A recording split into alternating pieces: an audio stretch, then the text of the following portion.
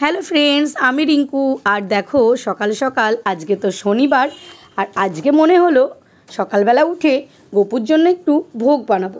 কেননা শনিবার দিন তো আমরা নিরামিষই খাই, আর প্রত্যেক দিন তো স্কুল থাকে, সারা সপ্তাহ খুব ব্যস্ত।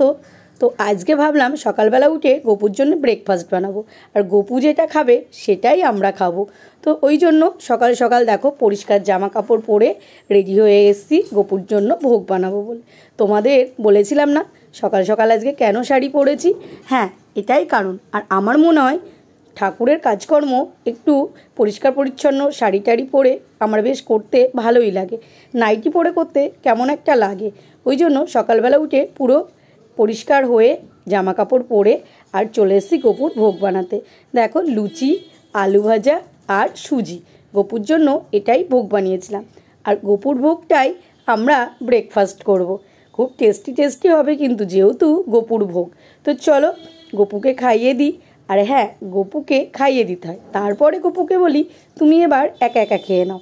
তো আজকের এই সকালের মিনি ব্লগটা কেমন লাগলো তোমাদের জানিও। টাটা।